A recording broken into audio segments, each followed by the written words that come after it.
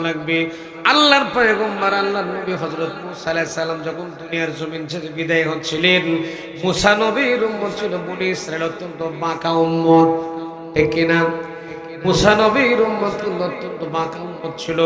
আল্লাহর নবী হযরত মুসা আলাইহিস সালাম যখন কবরের মধ্যে চলে যাবেন, মুসা নবীর উম্মতের জন্য একটা তাবুতে সাকিনা, মনে রাখেন, ওয়াজ মনে রাখেন, তাফসীরে নুরুল কোরআনের মধ্যে এসেছে মুসা আলাইহিস সালামের তাবুতে সাকিনা, বাংলায় যেটাকে বলা হচ্ছে শান্তির বাক্স। এই শান্তির বাক্সের মধ্যে আল্লাহর নবী মুসা আলাইহিস সালামের হাতের আংটি ছিল, লাঠি ছিল, কয়েকটা পরিহিত কাপড়ের শান্তির বাক্সটার মধ্যে ছিল। নবী মুসা বনি ইসরাইলদের হাতের মধ্যে এই শান্তির বাক্স উঠিয়ে দিলেন আর ডাকতে বলেন, মুসলমানেরা, আমি নবী মুসা বুঝি আর দুনিয়াতে বেশি দিন বাঁচবো না, আমি নবী মুসা হয়তো পৃথিবীর জমিন ছেড়ে চলে যাব।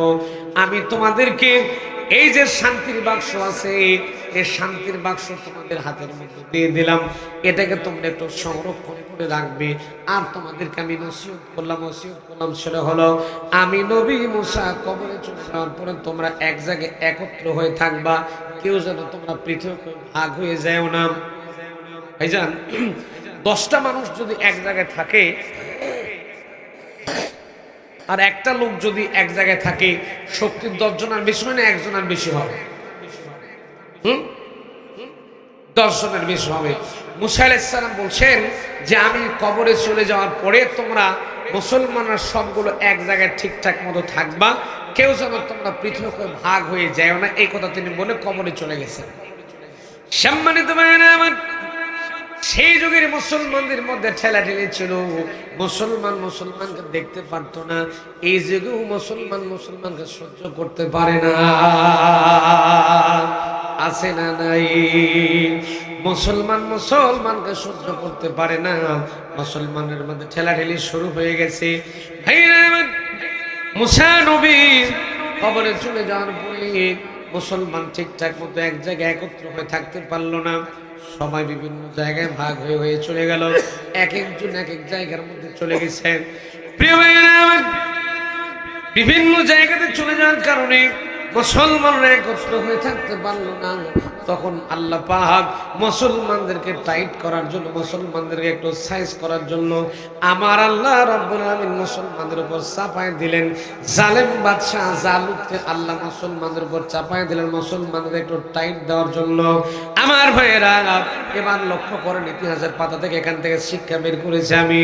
যখন মুসলমানেরা এক জায়গায়, এক মুসলমান আর এক মুসলমানকে যখন সহ্য করতে পারে না, এক মুসলমান আর এক মুসলমান যখন ঠিকঠাক মতো থাকতে পারে না, তখন আল্লাহ রাব্বুল আলামিন ওই মুসলমানগুলাকে সাইজ করার জন্য, টাইট দেওয়ার জন্য মাঝে মাঝে এইরকম করে মুসলমানদের ভিতর থেকেই জালেম মুসলমানদেরকে সাইজ করার জন্য জালেম বাদশা আল্লাহ পাঠায় দেয়।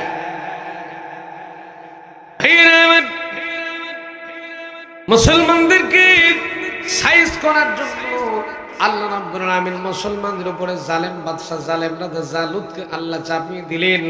জালেম বাদশা জালুত সেই মুসলমানদের উপর অত্যাচারে স্টিমরোলার চালাই দিতে লাগলো, মুসলমানদের উপর নির্যাতন, অত্যাচার, নিপীড়ন এরকম করতে লাগলো।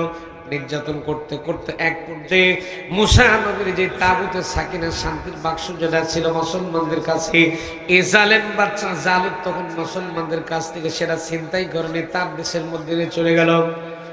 ভাইরা আমার, কান খুলেন, গভীর মনোযোগ দিলে সহজে আপনি উপলব্ধি করতে পারবেন।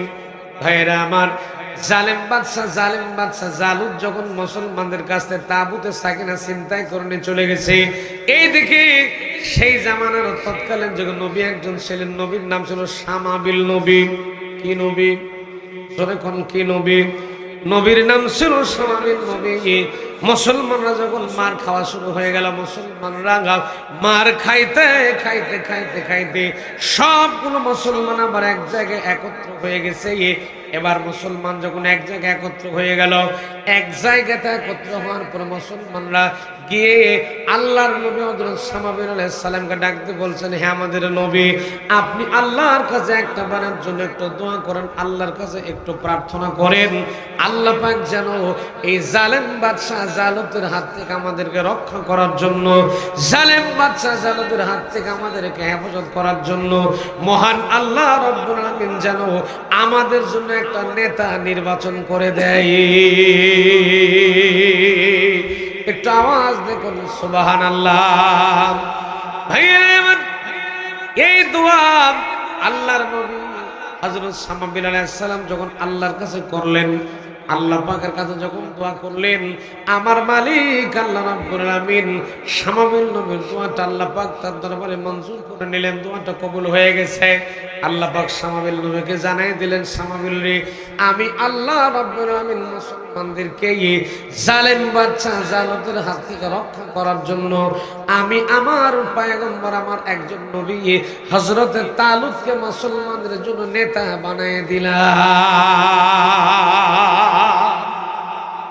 বাইরে আমার কোরআনে কারীমের মধ্যে এসেছে জাআলনাহু বাসতাতান ফিল ইলমি ওয়াল জিসমি। হযরতে তালুত আলাইহিস সালামের বিশাল বড় দেহ ছিল, ইলম ছিল, আল্লাহ পাক অনেক ইলম তাকে দান করে দিয়েছিলেন। কিন্তু দুঃখজনক হলো সত্য, তিনি গরিব মানুষ ছিলেন। কি মানুষ ছিলেন? কি মানুষ ছিলেন? ভাইরা আমার, তালুত আলাইহিস সালাম ছিলেন গরিব মানুষ। এবার শামাবিল নবী যখন মুসলমানদের ডাক দিয়ে বলেন, মুসলমানেরা, তোমরা বলেছিলে আল্লাহ যেন তোমাদের জন্য একটা নেতা নির্বাচন করে পাঠিয়ে দেয়। আল্লাহ পাক তোমাদের জন্য একটা নেতা নির্বাচন করে পাঠিয়ে দিয়েছে, তার নাম হলো তালুত আলাইহিস সালাম। মুসলমানরা তাকে চিনতেন। মুসলমানরা একদম বললেন, হে আমাদের নবী, আল্লাহ পাক আমাদের মধ্যে এত বড় বড় লোক, এত বড় বড় ধনী মানুষ থাকতে লোক খুঁজে পেল না। সাধারণ তালুত নামক একটা গরিব মানুষকে আমাদের জন্য আল্লাহ নেতা বানায় দিল। এ যে আমাদের নেতা হবে, আমাদেরকে খাওয়াবে কিনা, আমরা খাবো কি? আমরা মুসলমানদের মধ্যে এমন কিছু লোক আছে, এমন নেতার পেছনে যাইতে চিন্তা করে যে নেতা একটু হোমরা সোমরা, একটু ধনী টাইপের হয়, যেরকম ঠিক কিনা। এইরকম মুসলমান মার্কা লোক দেশে আছে না নাই? শামাবিল নবী মুসলমানদের ডাকতে বললেন, মুসলমানেরা, তোমরা কি করলে? হযরত তালুত আলাইহিস সালামের নেতৃত্ব তোমরা মানতে বাধ্য হবে, তার নেতৃত্ব তোমরা মেনে নেবে। কি করলে তোমরা একটা বারের জন্য বলো? মুসলমানরা ডাকতে বলল, হে আমাদের লিডার, হে আমাদের নবী, আল্লাহ পাক যদি আমাদেরকে বিনা যুদ্ধে যুদ্ধ করতে পারবো না, এই যে হযরতে মুসা নবীর শান্তির বাক্স তাবুতে সাকিনা যেটা ছিল, এই শান্তির বাক্স যদি আমাদেরকে আল্লাহ পাক বিনা যুদ্ধে হযরত তালুত আলাইহিস সালামের সম্মানের কারণে, ইজ্জতের কারণে মহান আল্লাহ রাব্বুল আলামিন যদি এই তাবুতে সাকিনা শান্তির বাক্সটা আমাদেরকে বিনা যুদ্ধে আল্লাহ যদি দান করে দেয়, আমাদের মুসলমানদের দেশে যদি আল্লাহ ফেরত পাঠায় দেয়, তাহলে আমরা সকলে মুসলমান মিলে হযরত তালুত আলাইহিস সালামের নেতৃত্ব মেনে নেব। ভাইরা আমার, রাতের বেলা আল্লাহ পাক ইলহামের মাধ্যমে হযরতে শামাবিল নবীকে জানিয়ে দিলেন, শামাবিল টেনশন করার দরকার নাই, মুসলমানদের জানায় দেন আমি আল্লাহ পাক যুদ্ধ করা লাগবে না, বিনা যুদ্ধে মুসা নবীর তাবুতে সাকিনা শান্তির বাক্স মুসলমানদের দেশের মধ্যে পাঠিয়ে দেব। ভাইরা আমার, এই কথা শামাবিল আলাইহিস সালাম মুসলমানদের জানিয়ে দিলেন। ভাইরা আমার, সেই দেশের বাদশাহ জালেম বাদশাহ জালুত যে দেশের মধ্যে রাষ্ট্রনায়ক হয়েছিল, সেই দেশের বাদশাহ সে রাজত্ব পরিচালনা করছিল, ওই তিনি কে? ভাইরা আমার, এবার যখন এরা মূর্তিগুলোকে, যে সমস্ত ঠাকুর যারা ছিল, গণক যারা ছিল, এরা মূর্তিগুলোকে ঠিকঠাক মতো সোজা করে দিয়ে আসার পরে মূর্তিগুলোর পা মাটির দিকে, আবার মাথাটা আকাশের দিকে করে দিয়ে ঠিকঠাক মতো মূর্তিগুলোর বডি ঠিকঠাক জায়গায় প্রতিস্থাপন করে দিয়ে, আবার যখন তারা পূজা করার জন্য সামনে দাঁড়াইছে, মূর্তির দিকে যেই নম শুরু করেছে, লক্ষ্য করে দেখছে যে মূর্তি সোজা হয়ে দাঁড়ায় নাই, আবার মূর্তিগুলো উলট পালট হয়ে গেছে। এই কাজ কে করতেছেন? যখন কে করতেছেন? ভাইরা আমার, বিভিন্ন জায়গাতে তারা বিভিন্ন এলাকার খবরাখবর গ্রহণ করতে লাগলো। যেমন বাংলাদেশে আমরা খবর নিতে লাগি রংপুরের দিকে কি হচ্ছে, এদিকে বরিশালের দিকে কি হচ্ছে, খুলনার দিকে কি হচ্ছে, ঢাকার দিকে কি হচ্ছে, বিভিন্ন জায়গার খবর কোনো কিছু দেশের মধ্যে ঘটলে কিন্তু আমরা বিভিন্ন জায়গার খবর সংগ্রহ করার চেষ্টা করি, ঠিক তো ভাইরা আমার। সেই যুগের যারা কাফের বেঈমানের বাচ্চা যারা ছিল, এরা তখন লক্ষ্য করে দেখলো কোন জায়গায় কোন ঘটনা ঘটতেছে, বিভিন্ন জায়গার খবর তারা সংগ্রহ করতে লাগলো। সংগ্রহ করে লক্ষ্য করে দেখলো সব জায়গাতে একই ঘটনা ঘটে গেছে, সব জায়গাগুলোর মূর্তিগুলো উল্টে আছে, একটা মূর্তি সোজা হয়ে দাঁড়ায় নাই। ভাইরা আমার, তখন তারা চিন্তা করলো সকালবেলায় ঘটনা ঘটেছে, দুপুর বেলা তখন তারা গণক ঠাকুর এক জায়গায় একত্র হয়ে গেল। ৪,৫০০ গণক ঠাকুর সেদিন দেশের মাটিতে এক জায়গায় একত্র হয়ে গেল। এরা গণনা করে দেখলো কি কারণে আমাদের মূর্তিগুলা সোজা দাঁড়িয়ে থাকতে পারছে না। গণনার রিপোর্ট যেটা তৈরি হলো, গণনা করে যারা রেজাল্ট তৈরি হয়ে গেছে, পর্যালোচনা করলে দেখা গেল সেটা হলো যতক্ষণ পর্যন্ত মুসা নবীর তাবুতে সাকিনা শান্তির বাক্স যতক্ষণ পর্যন্ত এই দেশের মাটি থেকে মুসলমানদের দেশে যতক্ষণ পর্যন্ত আমরা না পৌঁছে দিয়েছি, ততক্ষণ পর্যন্ত আমাদের একটা মূর্তি সোজা হয়ে দাঁড়াতে পারবে না। কে খেলা খেলতেছেন? যখন কে খেলতেছেন আমার ভাইরা? এবার মুসলমানেরা তখন চিন্তা করলো এই মূর্তিটা, এই যে তাবুতে সাকিনা তো আমাদের জালেম বাদশা জালুতের বাড়িতে আছে, জালেম বাদশা জালুতের কাছে খবর দেওয়া লাগবে। এরা তখন মাগরিবের পরে, বিকেলের পরে মাগরিবের মুহূর্ত, তখন জালেম বাদশা জালুতের বাড়িতে তখন তারা হাজির হয়ে গেছে। জালুতের কাছে গিয়ে বলতেছে, হে আমাদের দেশের বাদশা, আপনার বাড়িতে যে তাবুতে সাকিনা শান্তির বাক্স আছে, এই শান্তির বাক্স যেটা আছে, এই শান্তির বাক্সটা দেওয়া লাগবে, এই শান্তির বাক্সটা মুসলমানদেরকে ফেরাই দেওয়া লাগবে, শান্তির বাক্স মুসলমানদেরকে ফেরত দেওয়া লাগবে। কেননা যতক্ষণ পর্যন্ত আমরা শান্তির বাক্স মুসলমানদেরকে ফেরত দিতে না পেরেছি, ততক্ষণ পর্যন্ত আমাদের একটা মূর্তি সোজা হয়ে দাঁড়ায় থাকতে পারবে না। ভাইরা আমার, রাতের বেলা তারা গোল টেবিল বৈঠক করলো, একটা মিটিং করলো, মিটিং করে সিদ্ধান্ত গ্রহণ করলো। তারা মিটিং এর মধ্যে সিদ্ধান্ত গ্রহণ করছে আর বলতেছে, আমরা যে শান্তির বাক্স মুসলমানদের দেশের মধ্যে পাঠিয়ে দেব, শান্তির বাক্স তাবুতে সাকিনা শান্তির বাক্স মুসলমানদের দেশের মধ্যে নিয়ে যাবে কে? যে লোক শান্তির বাক্স মুসলমানদের দেশের মধ্যে নিয়ে যাবে, ওর পিঠের চামড়া কি মুসলমানরা রাখবে?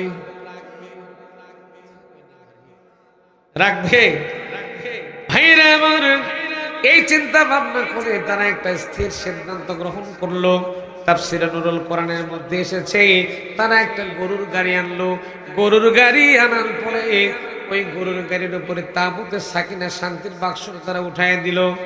এবার গরুর গাড়িটাকে বিশাল বড় একটা মাঠের মাঝখান দিয়ে মুসলমানদের দেশের দিকে তারা হাঁকায় দিল। এইদিকে মহান আল্লাহ রাব্বুল আলামিন জিবরাইল নামক ফেরেশতাকে ডাক দিয়ে বলেন, জিবরাইল রে, এবার তুমি তোমার ডিউটি, তুমি তোমার কার্যক্রম সম্পাদন করো, তুমি চলে যাও। ওই যে জালেম বাদশা জালুত বিশাল বড় গরুর গাড়ির পিঠের উপরে তাবুতে সাকিনা শান্তির বাক্স তুলে দিয়েছে, এবার তুমি চলে যাও। তুমি জিবরাইল ফেরেশতা, ওই গরুর গাড়ির ড্রাইভার তুমি নিযুক্ত হয়ে যাও। ভাইরা আমার, জিবরাইল আমিন তখন গরুর গাড়ির ড্রাইভার নিযুক্ত হয়ে গেলেন। আল্লাহ পাকের ফেরেশতা জিবরাইল আমিন গরুর গাড়ি ড্রাইভিং করে পরিচালনা করে একেবারে গরুর গাড়ি সহ শান্তির বাক্সটা এনে একেবারে সামাবিল নবীর বাড়ির দরজার সামনে উপস্থিত করে দিয়েছেন। দেওয়ার পরে তিনি আকাশে চলে গিয়েছেন। এবার যখন সামাবিল নবী যখন ঘরের দরজা খুললো, পরের দিন সকালবেলা সামাবিল নবী যখন ঘরের দরজা খুললো, ঘরের দরজা খোলার পরে সামাবিল নবী নজর করে দেখতেছে শান্তির বাক্স ঘরের গাড়ির উপর দাঁড়িয়ে আছে। আল্লাহর পয়গম্বর আল্লাহর নবী হযরত সামাবিল আলাইহিস সালাম চিৎকার দিয়ে বলে উঠল, আল্লাহু আকবার। আপনারা একটু জোরে কোন আল্লাহু আকবার, আল্লাহু আকবার। আমার ভাইরা, আল্লাহু আকবার বলেন, আল্লাহু আকবার বলেন, আল্লাহু আকবার বলেন। আল্লাহু আকবার বললে কলিজাটা শীতল করে দেন তিনি কে? জোরে কোন আল্লাহু আকবার। সাতক্ষীরার মানুষ আপনাদের গলার ভলিউম একটু চেক করে দেখতে চাই। আজকে যদি আল্লাহর নামের ধ্বনি দিয়ে আল্লাহু আকবার বলতে যদি পারেন, আল্লাহু আকবার বলে যদি কণ্ঠ ভাঙতে পারেন, হয়তোবা আজকের এই ভাঙা কণ্ঠটা আপনাকে আমাকে আল্লাহর জান্নাতের দুয়ার পর্যন্ত পৌঁছায় দেবে ইনশাআল্লাহ। হাতগুলা বের করবেন সকলে, আমার ভাইরা সকলে চাদর থেকে একটু হাত বের করেন। আমরা একটু সিনা টান করে আল্লাহ নামে তাকবীর দেব সকলেই। কেউ হাত বন্ধ রাখবেন না, সবাই হাত বের করেন। আল্লাহর নামে আমরা একটু তাকবীর দেব। সকলের কণ্ঠে যা ভলিউম আছে ছেড়ে দিয়ে একটু গলাটা একটু ক্লিয়ার করেন। আসেন আল্লাহর নামে আমরা তাকবীর দেব। সবাই হাত তোলেন। আমার দেখেন হাত তুলতে গিয়ে যেন কারো নাক ফাটাই দেন না। নারে তাকবীর। ভলিউম হয়নি, আরেকটু ভলিউম দেওয়া লাগবে। নারে তাকবীর। আল কোরআনের আলো, আল হাদিসের আলো, নারে তাকবীর। হাত নামান। আলহামদুলিল্লাহ বলেন, আলহামদুলিল্লাহ। লোক তুচ্ছেন না তো ভাইরে? শামাবিল নবী তখন শান্তির বাক্সটা পেলেন, আল্লাহু আকবার বলে তিনি একটা স্লোগান দিলেন, শব্দ দিলেন। এবার হযরত শামাবিল নবী মুসলমানদের ডাক দিয়ে বলেন, মুসলমানেরা তোমরাই বলেছিলে আল্লাহ পাক যদি বিনা যুদ্ধে তোমাদেরকে তাগুতের সাকিনা শান্তির বাক্স তোমাদের দেশে পাঠায় দেয়, তাহলে তোমরা হযরত তালুতের নেতৃত্ব তোমরা মানতে বাধ্য হবে। আল্লাহ পাক তোমাদের জন্য বিনা যুদ্ধে শান্তির বাক্স পাঠিয়ে দিয়েছে। এইবার তোমরা সকলে মিলে হযরত তালুতের নেতৃত্ব মেনে নাও। জোরে কোন সুবহানাল্লাহ। ভাই আপনাদের কষ্ট হচ্ছে নাকি? 12টা 12 দোয়া করে দেব নাকি? যে অবস্থা আপনাদের তো মনে হচ্ছে দোয়া করে দিয়ে এখনো বিদায় হওয়া লাগবে। আমার ভাইরা আলোচনাটা গভীরে এখনো যায়নি, কিন্তু একটু লক্ষ্য করুন। কোরআনের আলোচনা শুনতে হলে একটু মগজ লাগবে, মাথা লাগবে, একটু চিন্তা করেন ভাইরা। এবার যখন হযরত তালুত আলাইহিস সালামের নেতৃত্ব তারা মেনে নিল, আমার ভাইরা এই নেতা নির্বাচন করে দিয়েছেন কে? হুজুরে কোন কে? নেতা নির্বাচন করে দিয়েছেন স্বয়ং আল্লাহ রাব্বুল আলামিন নিজেই। হযরত তালুত আলাইহিস সালাম যখন মুসলমানদের নেতা হয়ে গেলেন, তিনি যখন নেতৃত্ব প্রদান করতে লাগলেন, ভাইরা আমার তালুত আলাইহিস সালাম মুসলমানদের নেতা নির্বাচিত হওয়ার পরেই সর্বপ্রথম মুসলমানদেরকে নিয়ে এক জায়গায় একত্র করলেন। একত্র করার পরে মুসলমানদের ডাকতে বলেন, মুসলমানরা রে, আমরা আর জালেম বাচ্চা জালুতের অত্যাচার সহ্য করতে পারছি না। আমরা জালেম বাচ্চা জালুতের বিরুদ্ধে একটা লড়াই করব, একটা যুদ্ধ পরিচালনা করব। এই সময়ে মুসলমানদেরকে তিনি রেডি করলেন, মুসলমানদেরকে নিয়ে তিনি যুদ্ধে যাওয়ার জন্য তৈরি হয়ে গেলেন। ঠিক এই সময়ে যখন মুসলমানদের আর কাফেরদের মধ্যে যুদ্ধ হবে, হযরত দাউদ নবীর বয়স তখন কয় বছর? একটু জোরে কয়া লাগবে, কয় বছর? ভাইরা আমার মুসলমানদেরকে নিয়ে যুদ্ধে চলে যাবেন, হাজার হাজার সৈন্য সামন্তকে রেডি করলেন, মুসলমানদের রেডি করলেন তিনি। এইদিকে শয়তান কিন্তু ঘরের মধ্যে বসে নেই, শয়তান এসে মুসলমানদেরকে পাম দিতেছে। পাম বোঝেন? শয়তান এসে মুসলমানদের ধোঁকা মারতেছে আর বলতেছে, তোরা কাদের সঙ্গে যুদ্ধ করতে যাবি? তোরা কি জানিস নাকি ওই আমালেকা কাফেররা এত বড় বড় যোদ্ধা, তোদের মতো 16 জন মানুষ করা চুলের মধ্যে শুধু বান্না ঘোরাতেই পারে, সুতরাং তোরা যুদ্ধ করতে যাস না। এবার মুসলমানরা তখন এক জায়গায় একত্র হয়ে তালুত আলাইহিস সালামকে ডাক দিয়ে বলছেন, হ্যাঁ আমাদের নেতা, আমরা যুদ্ধ টুদ্ধ করতে পারবো না, আমরা যুদ্ধ করতে যাব না। পারলে আপনার আল্লাহ একাই গিয়ে যুদ্ধ করেন, আমরা যুদ্ধ টুদ্ধ আর করতে পারছি না। ভাইরা আমার আল্লাহ পাক তখন মুসলমানদের উপরে বিশাল বড় একটা পাহাড় এনে চেপে ধরলেন। গায়েব থেকে একটা আওয়াজ তৈরি হয়ে গেল, গায়েব থেকে একটা আওয়াজ আসতেছে, বলতেছে, আল্লাহ জানাই দিচ্ছে যুদ্ধে যাবি কিনা কও। যদি তোরা যুদ্ধে না যাস তাহলে পাহাড়ে চেপে ধরবো, তোমাদেরকে মেরে ফেলে দেবো। মুসলমানরা ভয়ের ঠেলায় বলতে, আল্লাহ যুদ্ধে যাবো, যুদ্ধে যাবো, যুদ্ধে যাবো, পাহাড় সরাই দাও। ঠেলার নাম কথা কন্যাগা, ঠেলার নাম। মুসলমানরা তখন যুদ্ধে যাওয়ার জন্য রাজি হয়ে গেছে। এবার মুসলমানদের জন্য আল্লাহ একটা পরীক্ষা বৃদ্ধি করে দিয়েছেন। মুসলমানদেরকে নিয়ে যখন হযরত তালুত আলাইহিস সালাম জালেম বাদশা জালুতের বিরুদ্ধে যুদ্ধ করার জন্য যখন রওনা দেবেন, মুসলমানদের সামনে বক্তব্য প্রদান করছেন, তিনি ডাকতে বললেন, মুসলমানেরা, যেহেতু তোমরা প্রথমে যুদ্ধে যাওয়ার জন্য তৈরি হয়েছিলে, পরবর্তীতে তোমরা যুদ্ধে যেতে চাও নাই, এই জন্য করে আল্লাহ পাক তোমাদের জন্য একটা পরীক্ষা বৃদ্ধি করে দিয়েছে। সেটা হলো, আমরা যখন যুদ্ধ পরিচালনা করার জন্য জালেম বাদশা জালুতের দেশের দিকে যখন চলে যাব, মাঝখানে একটা নদী পড়বে। শর্ত হলো, কন্ডিশন হলো, নদীর মধ্যে তোমরা সাঁতার কাটতে হবে, তোমাদেরকে সাঁতার কাটা লাগবে।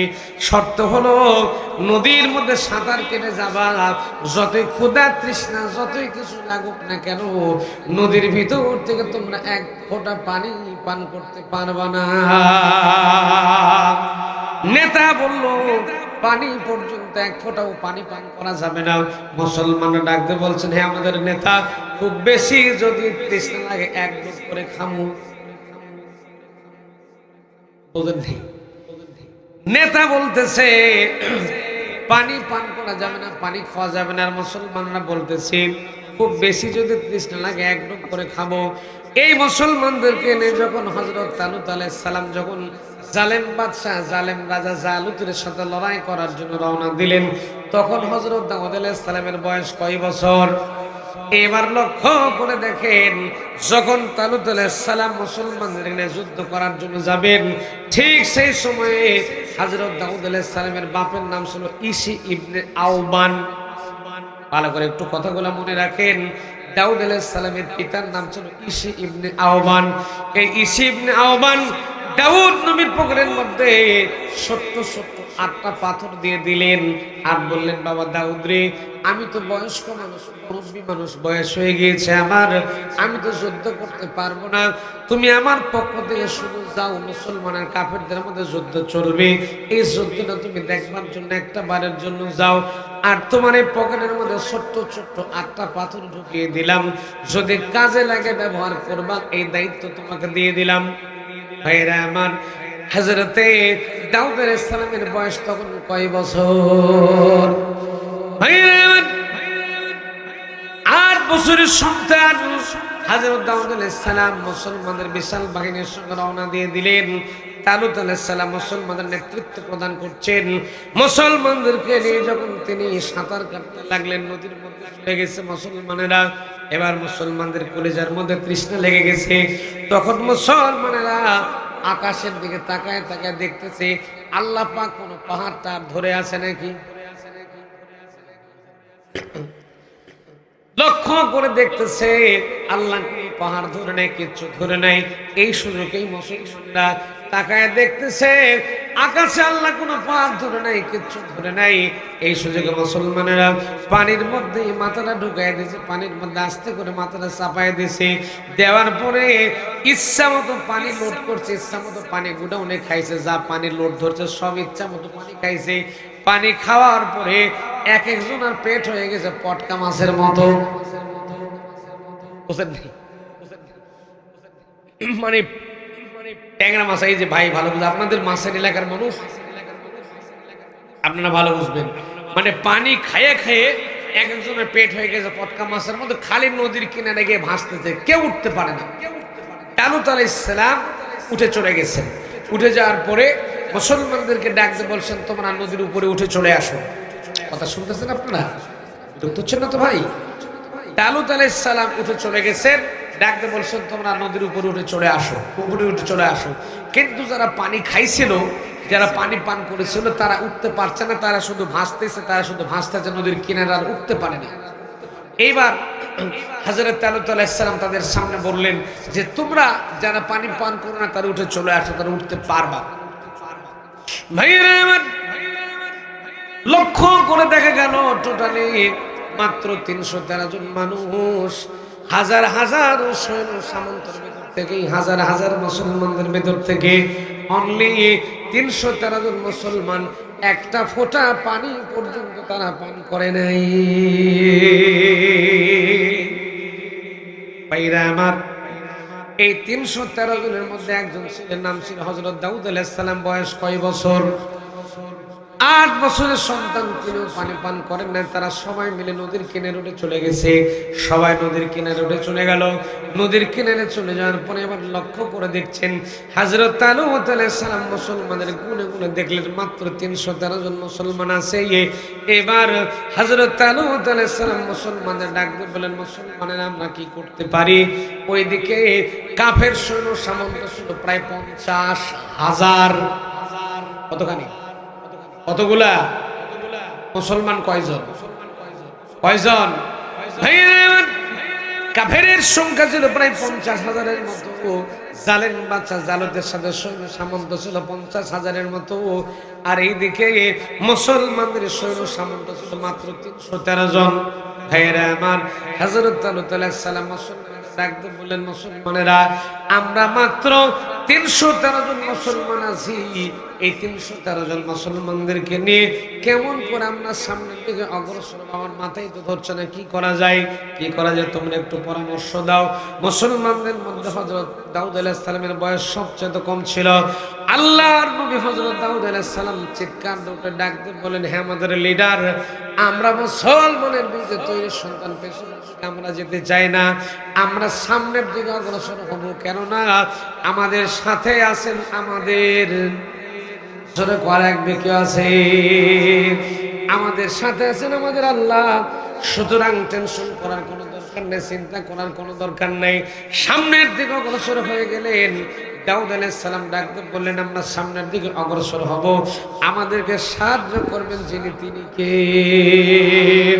রব্বানা আফরিগ আলাইনা সাবরান ওয়া সাব্বিত আকদামানা ওয়ানসুরনা আলাল কওমিল কাফিরিন।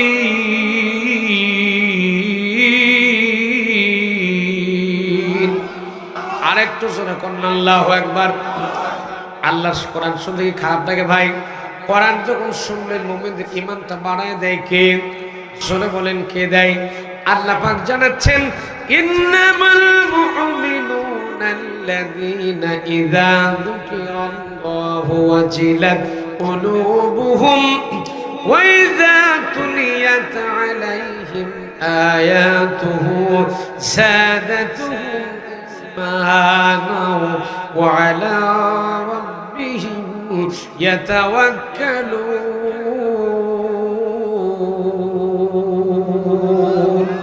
আরেকটু চিল্লায় কোন আল্লাহু আকবার। আল্লাহ পাক জানাচ্ছেন, কোরআন থেকে যখন মুমিনদের সামনে তেলাওয়াত করা হবে, আল্লাহ পাক বলছেন মুমিনদের অন্তরগুলো থরথর থরথর করে কাঁপতে থাকবে। আর আমি আল্লাহ পাক মুমিনদের ঈমানটা বাড়ায় দিতে থাকি। ওয়া আলা রাব্বিহিম ইয়াতাওয়াক্কালুন। আর মুমিনেরা আমি আল্লাহ ছাড়া কারো কাছে মাথা নত করে না। যাদের হৃদয়ে আছে আল্লাহর ভয়, তার কবু পথ ভুলে যায় না। আল্লাহর প্রেম ছাড়া এই দুনিয়ায় কারো কাছে কোনো কিছু চায় না। সুবহানাল্লাহুম্মা।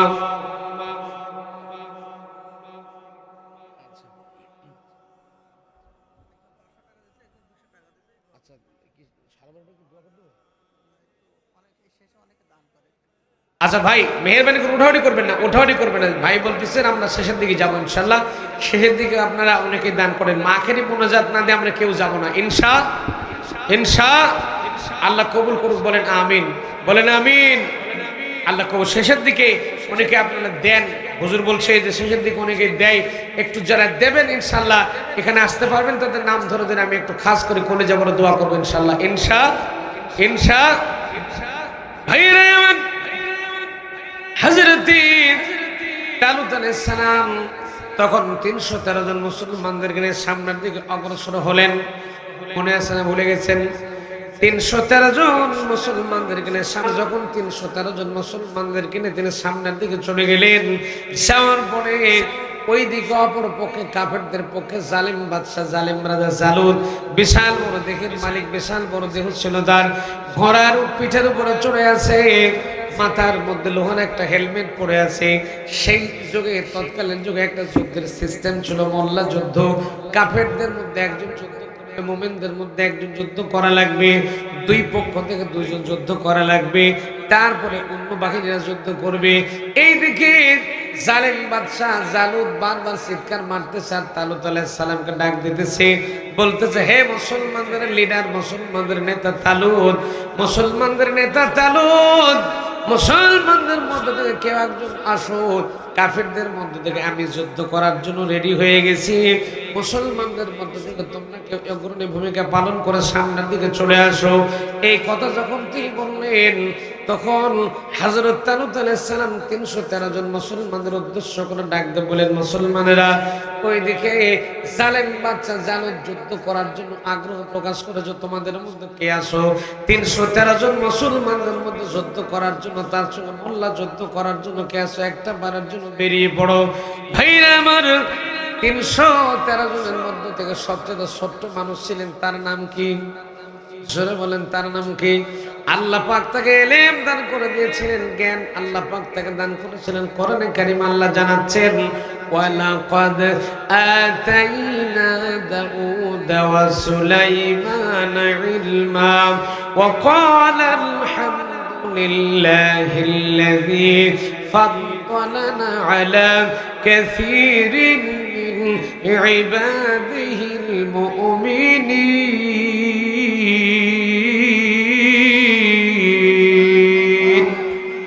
আরেকটু জোরে কোন আল্লাহু আকবার।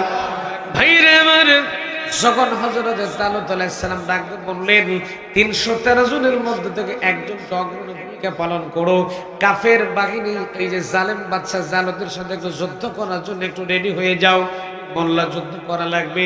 312 জন দাঁড়ানোর আগে হযরত দাউদ আলাইহিস সালাম, ছোট্ট মানুষ, 8 বছরের ছোট্ট মানুষ, তিনি দাঁড়িয়ে বলছেন, হে আমাদের লিডার, হে আমাদের নেতা তালুত আলাইহিস সালাম, আপনাকে জানাই দিচ্ছি, আমাকে একটা বারের জন্য আপনি পারমিশন দিয়ে দেন, ওই জালেম বাদশাহ জালুতকে দুনিয়া থেকে বিদায় করে দেওয়ার জন্য আমি ছোট্ট মানুষ দাউদ একাই যথেষ্ট আছি।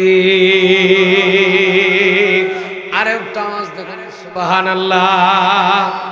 ভাইরে আমার, তালুত আলাইহিস সালাম দাউদ আলাইহিস সালামকে বসিয়ে দিলেন, ডাক দিয়ে বলেন, তুমি ছোট মানুষ, তুমি বসে পড়ো, তোমাকে যেতে হবে না। আবার দাঁড়িয়ে বললেন, তোমরা কে আসো, তোমাদের মধ্যে কে আসো যাওয়ার জন্য? কেউ আর দাঁড়ায় না। এইরকম করে দুইবার হয়ে গেল। তৃতীয়বারের জন্য যখন হযরত দাউদ আলাইহিস সালাম আবার দাঁড়িয়ে গেছেন, তালুত আলাইহিস সালাম বলেছেন, কাফের বাদশা জালেম বাদশা জালুতের সঙ্গে লড়াই করার জন্য তোমাদের মাঝে কে আসো, একটা বারের জন্য দাঁড়ায় পড়ো। এবার হযরত দাউদ আলাইহিস সালাম সবার আগেই দাঁড়িয়ে গেছেন, ডাক দিয়ে বললেন, হে আমাদের লিডার, একটা বারের জন্য আমাকে পারমিশন দিয়ে দেন, ওই জালেম বাদশা জালুতকে দুনিয়া থেকে বিদায় করে দেওয়ার জন্য আমি ছোট্ট মানুষ দাউদ একাই যথেষ্ট আছি। ভাইরা আমার, হযরত তালুত আলাইহিস সালাম এবার হযরত দাউদ আলাইহিস সালামকে পারমিট করলেন, অনুমোদন দিয়ে দিলেন, অনুমতি দিয়ে দিলেন। হযরত দাউদ আলাইহিস সালাম অনুমতি গ্রহণ করার পরে এবার জালেম বাদশা জালুতের কাছাকাছি পৌঁছে গিয়েছেন। জালেম বাদশা জালুত ঘোড়ার পিঠের উপরে দাঁড়িয়ে আছে, বিশাল বড় ঘোড়া, বিশাল বড় মানুষ, লোহার হেলমেট মাথার মধ্যে পড়া আছে, লোহবর্ম বিভিন্ন কিছু যুদ্ধের সাজ সজ্জা পরিধান করে এসেছে। এইবার হযরত দাউদ আলাইহিস সালাম যখন সামনে দাঁড়িয়ে গেছেন, এবার ডাক দিয়ে বলতেছে, পিচ্চি, এই পিচ্চি তুই কেন? কত বড় বড় যোদ্ধা আমার সামনে দাঁড়িয়ে পারে না, আমার সামনে আটকাতে পারে না, কিচ্ছু পারে না, অথচ তোর মতো ছোট্ট একটা পিচ্চি আমার সামনে যুদ্ধ করার জন্য, জিহাদ করার জন্য তুই তো পারবি না। হযরত দাউদ আলাইহিস সালাম ছোট্ট মানুষ, তখন ডাক দিয়ে বলেন, চিন্তার কোনো কারণ নেই, টেনশনের কোনো কারণ নেই, আমি যুদ্ধ করার জন্য, তোমার সঙ্গে যুদ্ধ করার জন্য একা আসি নাই, আমার সাথে আছেন আমার মালিক আল্লাহ। জনগণ কে আছেন? ভাইরা আমার, এই আলোচনাটা আমি ইনশাআল্লাহ রাখবো আপনাদের কাছে ফিনিশিং দিয়ে, তারপর দোয়া করবো।